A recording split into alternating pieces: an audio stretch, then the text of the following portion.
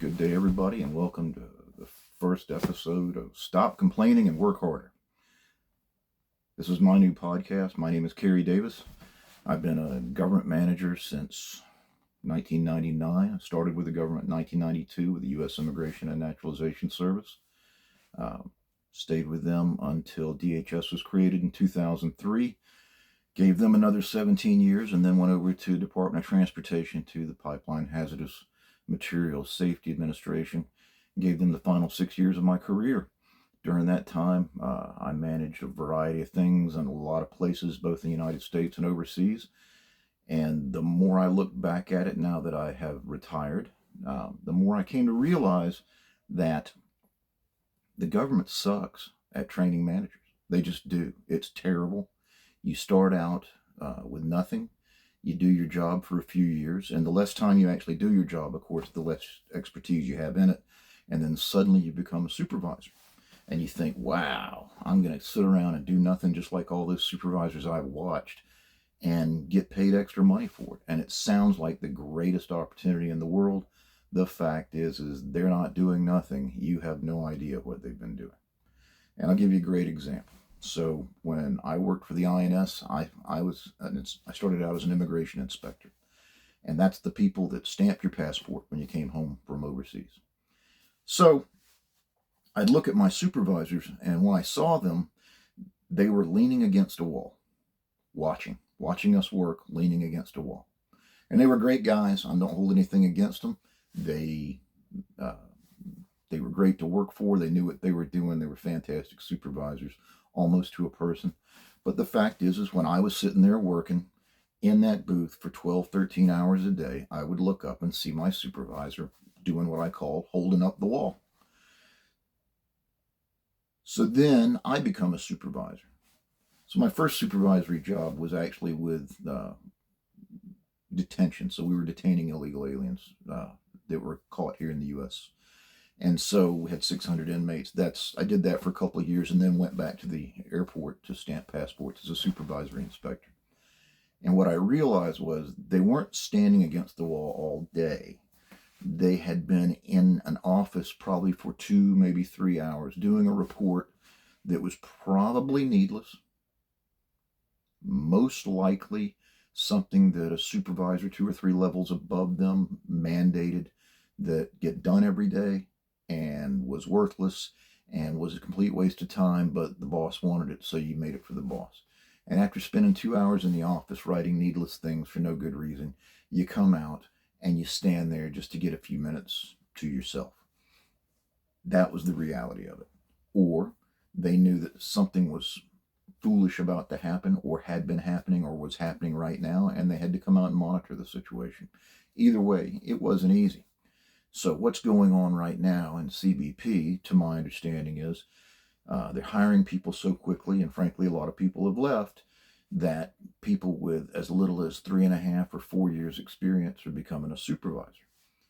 That sounds great. Easy money, right? No. First line supervision is the hardest job in any situation, much less the government. So the reason I'm telling this shaggy dog is I spent my life learning. And I went to training with every agency I worked for, some very high level training, some the standard, you're a supervisor now training. About 90% of it was worthless. The 10% I did take away from it, I put into use quite a bit. It was good, but it was only by accident that it was good, not that it was designed that way. Because again, I go back to the training is awful. And you kind of left on your own as a first line supervisor.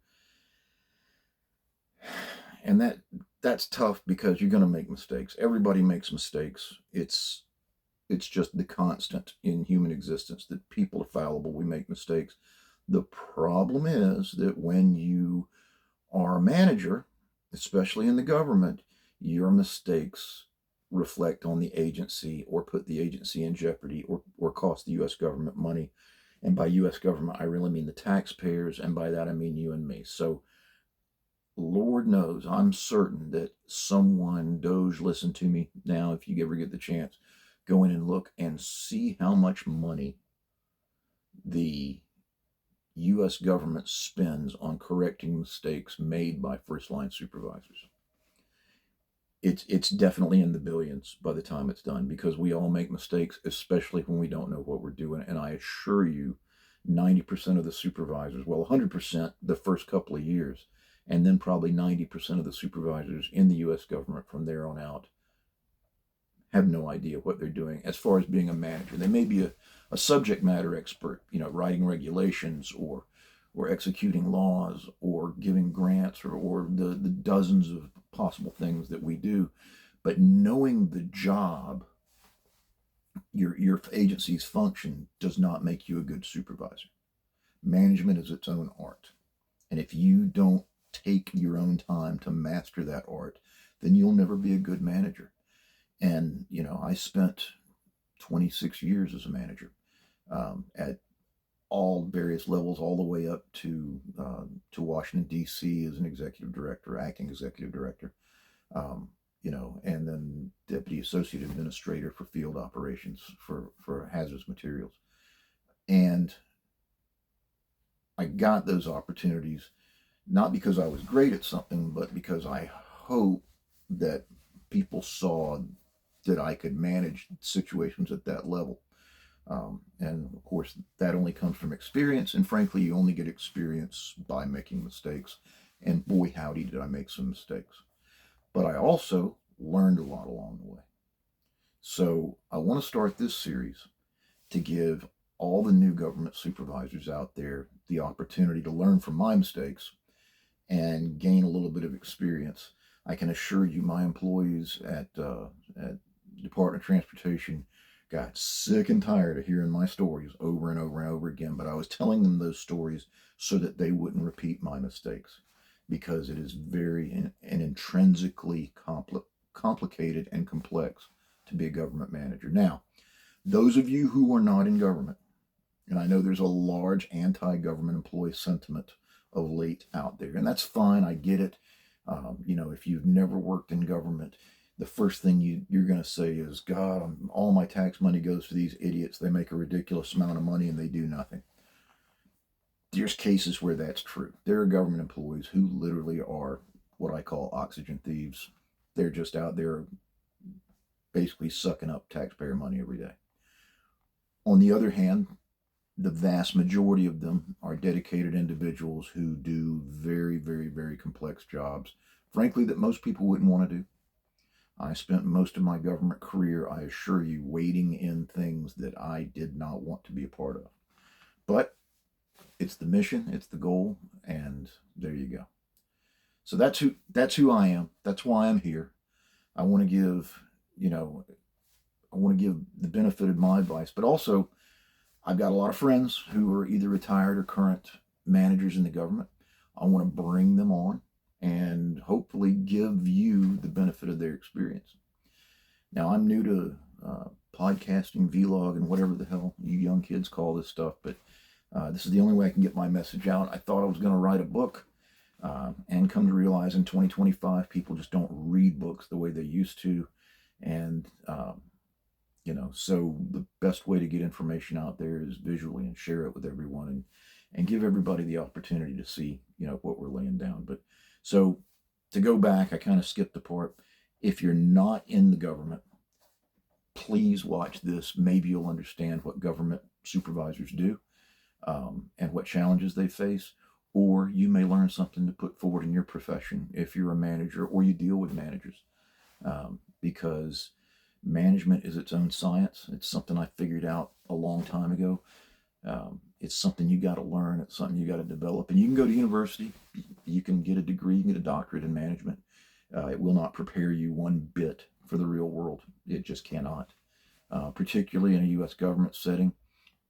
And so for everyone watching this who isn't in the government, who've never been in the government, if you're a supervisor and you get someone that does something stupid or counterproductive or consistently underperforms or gets arrested for a felony, convicted of a felony, all these things, you just fire them, right? Just have a nice day. We'll see you. Don't come back. Thanks for your time. In government, that process can take 3 months to a year to longer. Lawyers will be involved. Even after they're terminated, they have the opportunity to appeal their termination. And I've seen the government actually have to take people back who did terrible things. So imagine what it's like managing people that you can't really fire. It's not impossible. It can be done. I've fired people. It's a long, drawn out process, and it takes a lot of work. And you have to be willing to put the work in. And as opposed to the private sector where you say, you know what, things aren't working out. Have a good day. So again, this takes a lot of, I would love to say skill. It's not skill, it's experience. And sometimes the experience can be easily won by watching a video like this series or this podcast, however you choose to pick up this material. I'm going to put it on all the major video platforms and throw it out there as a podcast as well. But, sometimes it's easily won by simply listening to people that have been there and done that. And, in the big scheme of things, things don't change. That's just how it works. Now, I want to warn everyone who's watching this right now or listening that I am not a good-looking guy. If you don't like my face, you can just turn off that video platform, but first like, subscribe, do whatever you got to do. Ring the bell, depend on the platform, however you want to do it. Listen to the podcast. My wife says I have a face for radio, so that may be the best way for you to pick this up. But one way or the other, I really, really hope you enjoy it. I hope you gain something from it, and I hope you're able to take some of the items we're going to talk about in this series and apply them to the real world. I've learned something from every supervisor I've ever had, and I've had some amazing managers over the years, and I've had some horrible managers. But I learned something from each and every one of them, and I got to tell you, some of the best lessons I learned were from some of the worst managers I had. I'll never forget my first management assignment. The first thing my new boss told me was, the troops eat first. And that's a concept that everybody, regardless of which profession you're in or who you work for, what you're doing, your staff comes first. Don't ever forget that, even if you hate their guts and they hate your guts. And that's okay too. We'll talk about that at some point. But you have, if there's something good that's going to happen, they have to do it. They have to be given that opportunity long before you do it. If there's something bad that's going to happen, you have to stand up and deal with that before it hits them. We can explain that in more detail. Frankly, I hope to have some guests on that can, provide a better explanation for it. So if you're wondering where I'm at, I'm in the stateroom of a 1969 Airstream RV that I recently purchased and absolutely love. It's in almost perfect state and everything's been restored. So that is the Work Harder Studios, as it were, and we will keep broadcasting from this as long as we can. Next on the list, we want to give some real world examples. What did you do? What was the situation you were in? How did you manage your way out of it? And that's a term I learned many, many years ago from a great friend.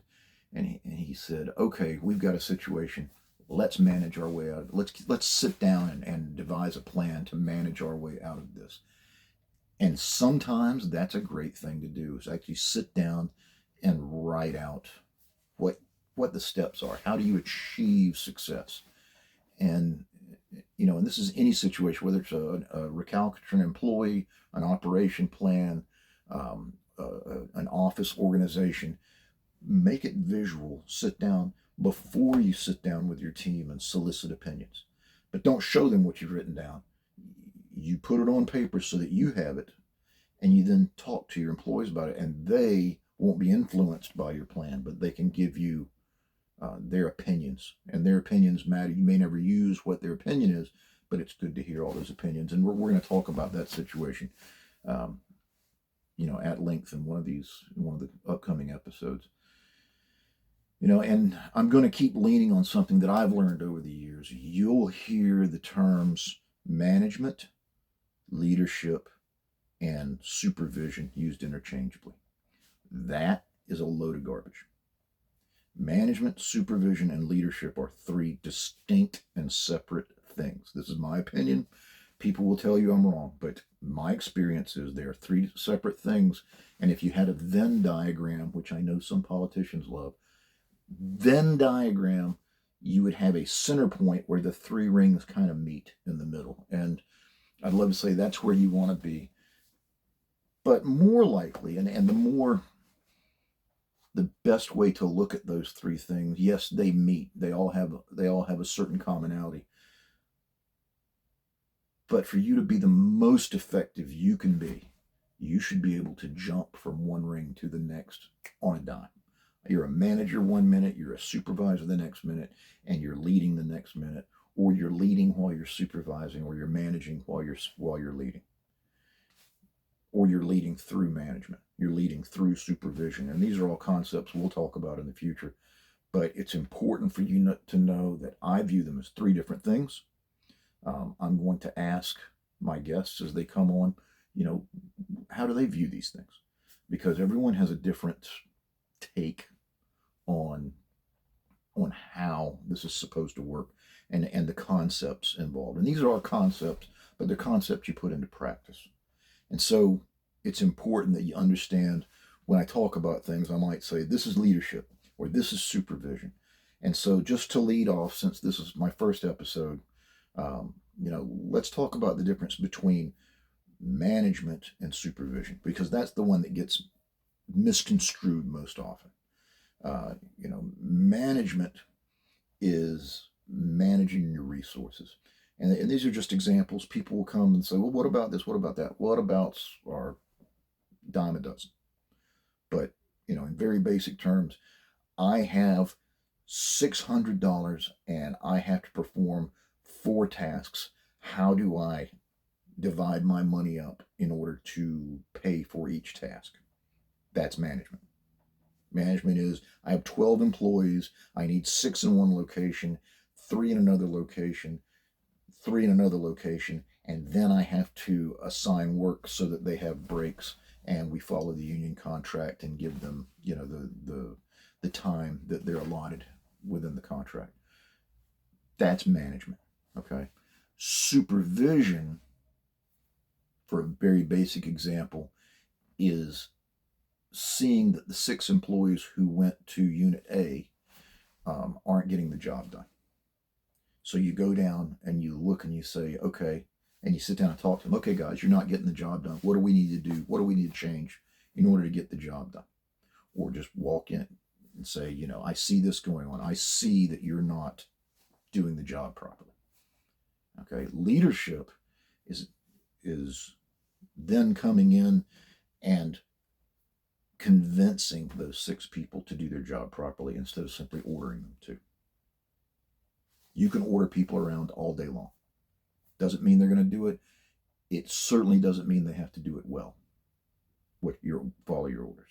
That works in the military, in the civil service. Yeah, it doesn't mean crap. So, but those are the differences. And as we talk, I'll categorize my stories in is this leadership or is this management, or is it supervision, just so that you can see what I mean by their different things. So, that's where we're going to be coming from. That's the gist of what I want the world to see, or at least the people who care, who are interested. But I want to stop, and we're going to have a segment on each show that we started playing in Washington when I was there. I was there for 5 years, and tough job, very tough job, very demanding, very rewarding doing that job. But because I was the deputy executive director for admissibility and passenger programs for Customs and Border Protection, but for the majority of that time I was acting as the executive director, and then I went to be the director of international operations and the assistant commissioner for international affairs, acting roles, before I left and came back to Atlanta to be the port director. So, and one day I'll go through all the various management jobs I held, over the 26 years I did that. So, but you go to Washington and you learn very quickly that there are some unbelievably bright civil servants. They're like intelligent beyond compare. But the vast majority of civil servants are just kind of average, everyday guys like me. Nothing, nothing outstanding. Nothing. They're there to do a job and get along. But in Washington, there's that mix, and those few people that are truly intelligent use big words. They just do. And so everybody else over the years, or either makes up or emulates fancy or cool or interesting sounding words to use in their everyday vernacular that normal people would not do. And you've heard a lot of these things on television. And so I'll start by saying we are not political at all.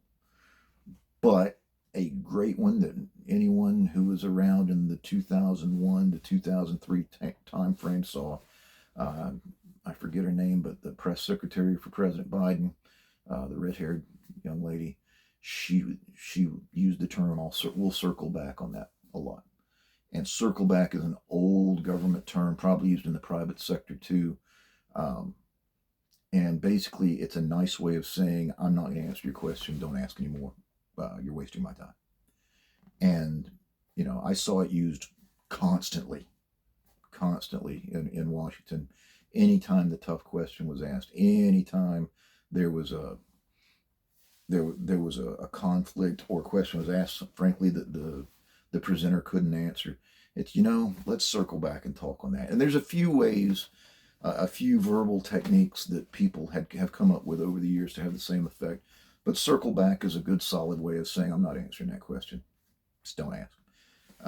Anyway, my opinion, the word that was being used in the early 2000s in Washington still is quite a bit, that made me realize that this was taking place, is robust. And so I want to start off the series with the term robust. Robust to me means coffee. Coffee is robust, whatever the hell that means. But when I got to Washington, actually long before I got to Washington, when I became the customs attaché of the Netherlands, and started dealing with Washington people on a regular basis, I noticed they kept throwing this term robust around all the time. Robust. We're going to make a robust program. We're going to have a robust meeting today. We're going to do all these things. And I actually heard a senior executive. I was stationed overseas. I came back and I was in this sort of a town hall, and a senior executive came out and he used the word robust in his speech probably about 12 times, and then made up the word robustitude in front of adult human beings. And I was like, what a load of horse shit. I don't know a nice way to put it. So anyway, that started me thinking about it. And then we would sit around and joke about all the silly government words you hear. And so, and this sounds childish and trite, and it is, but it was enjoyable. We started playing a game called Bullshit Bingo. And so Bullshit Bingo is you go into a meeting and everybody who's playing the game picks out 5 of these government nonsense words, and you write them down. And then as the meeting goes on, if all 5 of your words get said in the meeting, whoever that person is that has the 5 words has to say bingo in the middle of the meeting. No one knows why you said bingo, but you get to say bingo and you win. Yes, it's stupid, but it was interesting. So when COVID hit and we started remote work, and I found myself working from my couch every day, we would have these large meetings. And so I started writing down every time I would hear these silly government phrases. And within about a month, I had 7.5 pages, front and back, single spaced, of words and phrases that they're bullshit. They're just made up to make people sound smart when they're not. So each time we have an episode, I'm going to bring forward another word from the Bullshit Bingo pages, and we can have a good time talking about them. Now, I want to finish the show with this. The email, if you want to contact me, is ctd@whiskeyguns.com. So it's Charlie Tango Delta at the word whiskey, the letter N, the word guns, all one word, .com. And I'll put that on this page as a graphic so you can see it. And what I would like to hear are your ideas. If you have an experience you'd like to share, or you have your own bullshit bingo word, or you have comments about what I said, I'd really love to hear it. I'd really love to communicate with you and get a better understanding. If you have a problem you'd like advice in, I can't tell you what to do, but I'm happy to give you advice however that works out. But that said, for now, this is the podcast, B-log, whatever you want to call it. This is the stop complaining and work harder, because that's what you want to tell people. Stop complaining, work harder. All you got to do is work harder. You'll get what you want. Anyways, I'm Carey Davis, and I hope to see you soon. Have a great day.